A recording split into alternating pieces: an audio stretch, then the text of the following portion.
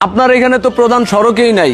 প্রধান সড়ক না থাকলে এই যে সড়ক এটা আপনার একটা ঢাকা শহরের একটা গলির মতো, তাহলে এই গলির মতো রাস্তা এটা তো প্রধান সড়ক না, আপনি এটাকে হাইওয়ে ধরতে পারেন না।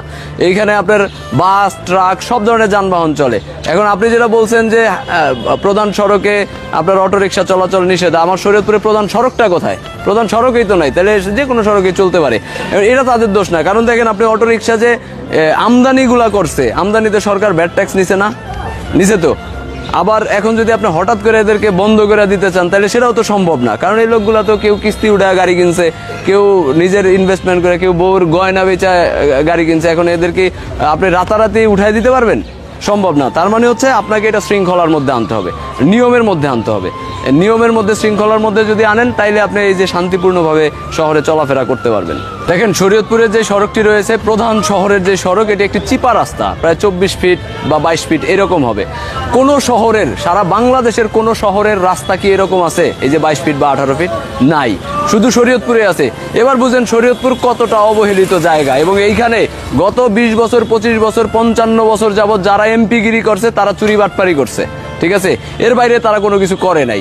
এখন আপনি দেখেন যে অটোরিকশার কথাটি আনছেন সামনে, যে এই অটোরিকশা এটি কোনো শৃঙ্খলা নাই, কোনো সিস্টেম নাই, আপনার যেমনে পারতেছে সেমনি চালাইতেছে, যে পারতেছে বিদেশে থেকে আসতেছে একটা অটো কিনতেছে চালাইতেছে, যারা কিনতেছে চালাইতেছে তাদের অপরাধ না, তারা কারণ তাদের কোনো না কোনো কর্ম করে খাইতে হবে।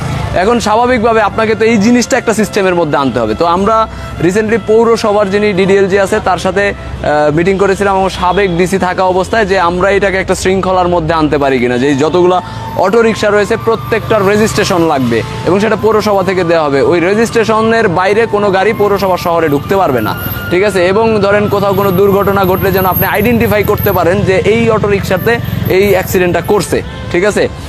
এখন তারা সেটি করে নাই। আবার আমরা দেখছি রাজশাহী সিটি কর্পোরেশনে কি সুন্দর নিয়ম শৃঙ্খলা, কত সুন্দরভাবে চলতেছে। এখানে অটোরিকশাকে 2-3টা ভাগে ভাগ করে দিছে, শিডিউল দিয়ে দিছে, এবং তারা ওই শিডিউলভাবে চলে। ধরেন আমার এই শহরে গাড়ি অনেক বেশি, তাদের উচিত ছিল এইখানে 2-3টা শিডিউল করে দেওয়া, 2টা কালার করে দেওয়া, যে আমি লাল কালারটা সকাল থেকে অমুক টাইম পর্যন্ত চালাবো, আবার এরপরে সবুজ কালার চালাবো, ঠিক আছে? অর্থাৎ আপনার গাড়ি, রাস্তা ঠিক থাকবে, গাড়িও ঠিক থাকবে, কিন্তু গাড়ির সংখ্যাটা অর্ধেকে নাই আসবে। সুতরাং আপনি এখন 5000 গাড়ি চললে তখন আপনার 2500 গাড়ি দিনে চলবে, রাস্তায় জ্যামজট কম হবে, শৃঙ্খলার মধ্যে আসবে সব কিছু। তো সেটা তারা উদ্যোগ নিয়ে করছে না, দায়িত্ব নিচ্ছে না। এবং এই দায়িত্ব যে নিচ্ছে না, এইটা আমাদের প্রশ্ন করতে হবে যে আপনারা কেন দায়িত্ব নেবেন না? এই শহরের দায়িত্ব আপনাদের, এই জায়গার দায়িত্ব আপনাদের, তাহলে আপনারা কেন দায়িত্ব নেবেন না? এই দায়িত্বের অবহেলার কারণে তাদেরকে প্রশ্ন করতে হবে। এখন আমরা মনে করি যে এই জায়গাটাতে স্বস্তি ফিরায় আনতে